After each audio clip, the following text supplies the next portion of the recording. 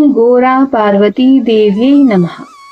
हर हर महादेव। जिस प्रकार एक कुम्हार आवे में से घड़े को निकालकर उसे चारों तरफ से ठोक बजाकर देखता है कि घड़ा पूरी तरह पककर तैयार है या नहीं, उसी प्रकार परमात्मा किसी भी प्राणी को अपनाने से पहले उसकी परीक्षा कर देखते हैं कि यह जीव मेरे द्वारा अपनाए जाने के लायक हुआ है या नहीं। ऐसी परीक्षा जीव को ही नहीं वरन भगवान की सहधर्मिणियों को भी देनी पड़ती है। पार्वती जी ने निरंतर समाधि में लीन रहने वाले परम योगी वीतराग शिरोमणि भगवान शंकर को पति रूप में प्राप्त करने के लिए कैसी कठोर तपस्या की, कैसे कैसे क्लेश सहन किए, किस प्रकार उनके आराध्य ने उनके प्रेम की परीक्षा ली और किस प्रकार उनके अदम्य निष्ठा की जीत हुई, इन सब का बड़ा ही मनोरम और हृदयग्राही वर्णन इस कथा में किया गया है। भगवान शंकर द्वारा पार्वती जी के पातिव्रत्य की परीक्षा ली गई थी। कथा आरंभ। दक्ष यज्ञ की योग अग्नि में भस्म होने के बाद सती पर्वतराज हिमालय और उनकी पत्नी महारानी मैना के यहाँ पार्वती के रूप में अवतीर्ण हुई। सियानी होने पर माता पिता के आदेश से अत्यंत आदर प्रेम और भक्ति से अपने मन को तर करके पार्वती जी ने भगवान शंकर को पति रूप में पाने के लिए तपस्या आरंभ कर। उन्होंने भोगों को रोग के समान और लोगों को सर्पों के झुंड के समान त्याग दिया और ऐसे तप में मन लगा दिया जो मुनियों के लिए भी अगम्य था। उनके लिए रात दिन बराबर हो गए, न नींद न भूख न प्यास ही है। नेत्रों में आंसू भरे रहते हैं, मुख से शिव नाम उच्चारण होता रहता है, शरीर पुलकित रहता है और हृदय में शिव जी बसे रहते हैं। कभी कंद मूल फल का भोजन होता है, कभी जल और वायु पर ही निर्वाह होता है और कभी बेल के सूखे पत्ते खाकर ही वे दिन बिता देती हैं। शास्त्रों में वृक्ष से गिरे हुए सूखे पत्तों को खाकर जीवन निर्वाह करते हुए देव आराधन करना तप की पराकाष्ठा मानी गई है, किंतु पार्वती जी ने उनको खाना भी छोड़ दिया और वे अपर्णा नाम से जानी गई।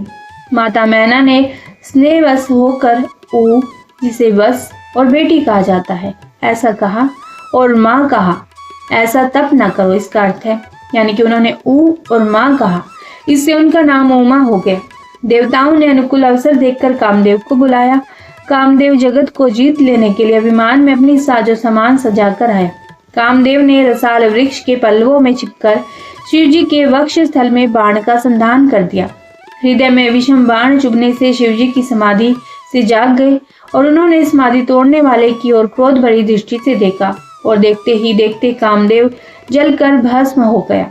शंकर जी की समाधि टूटने की बात सुनकर ब्रह्मा जी सहित सभी देवता उनके पास गए और शीघ्र ही विवाह करने के लिए प्रार्थना करने लगे। इधर सप्तऋषियों ने पार्वती जी के पास जाकर कहा कि तुम्हारी तपस्या व्यर्थ चली गई, क्योंकि शिवजी ने तो काम को ही जला डाला। अब निष्काम पति से विवाह करके क्या करोगी? पार्वती जी ने अत्यंत सटीक उत्तर देते हुए कहा, मेरा तो शिवजी पर स्वाभाविक प्रेम है। मेरा हठ है कि मैं आजन्म कुंवारी ही रहूंगी या एकमात्र शिव जी का ही वरण करूंगी, चाहे इसमें अनंत जन्म क्यों न लग जाए। वृद्ध ब्रह्मचारी के वेश में शिवजी द्वारा पार्वती जी के प्रेम की परीक्षा ली गई। शिवजी वृद्ध ब्रह्मचारी का वेश बनाकर पार्वती जी के प्रेम, कठोर नियम, प्रतिज्ञा और दृढ़ संकल्प की परीक्षा करने के लिए तपोभूमि में आए, जहाँ पार्वती जी अपनी सखियों की देखरेख में तप में लीन थी। उस समय पार्वती जी की दशा देखकर शिवजी दुखी हो गए और मन ही मन कहने लगे, मेरा स्वभाव बड़ा ही कठोर है, यही कारण है कि मेरी प्रसन्नता के लिए साधकों को इतना तप करना पड़ता है। एक अत्यंत तेजोमय ब्रह्मचारी को देखकर सखियों ने उनसे वहां आने का कारण पूछा। ब्रह्मचारी ने कहा, वह पार्वती जी से भेंट कर उनसे धर्म वार्ता करना चाहता है। सखियों ने कहा, पार्वती की साधना में विघ्न डालना घोर पाप होगा। जब वह थोड़ी देर के लिए साधना से अलग होगी तब हम आपकी भेंट उनसे करा देंगे, तब तक आप प्रतीक्षा करें। ब्रह्मचारी ने कहा, ठीक है, तब तक मैं तपोवन घूम कर आता हूँ।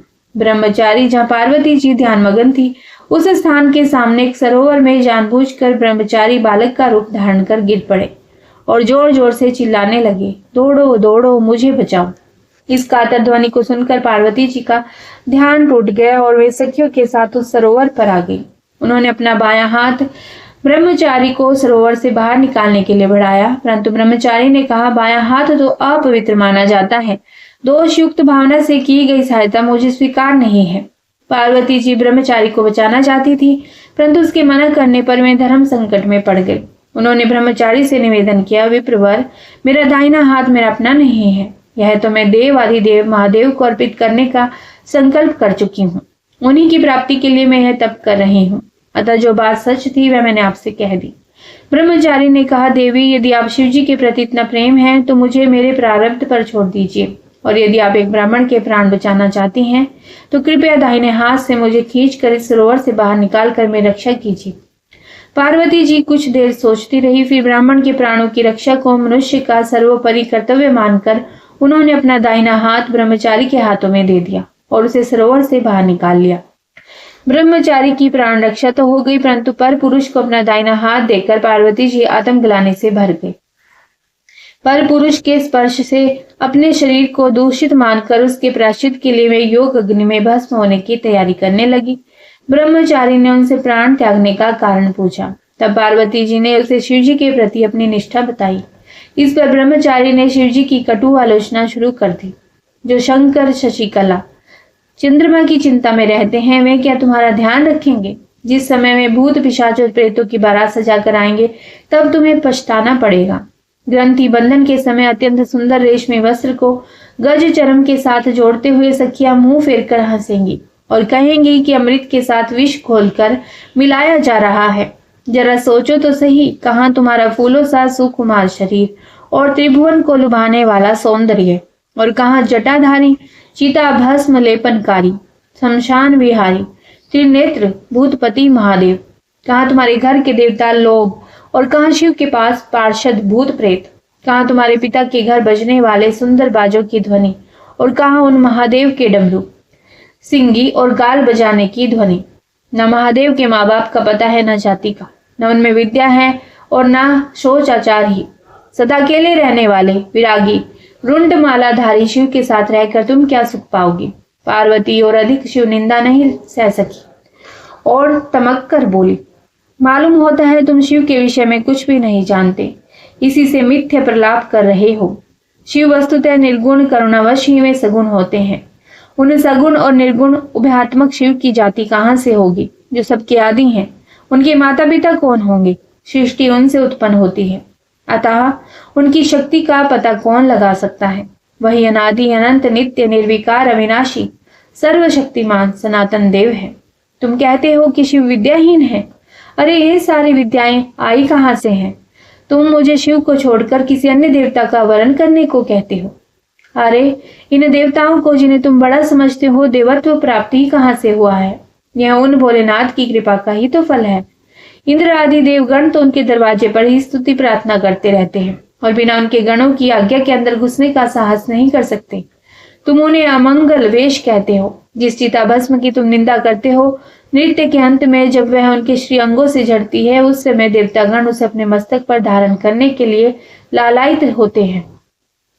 तुम उनके दुर्गम तत्व को बिल्कुल नहीं जानते। बस अब मैं यहाँ से जाती हूँ, कहीं ऐसा न हो कि यह दुष्ट फिर से शिव की निंदा आरंभ कर मेरे कानों को अपवित्र करे।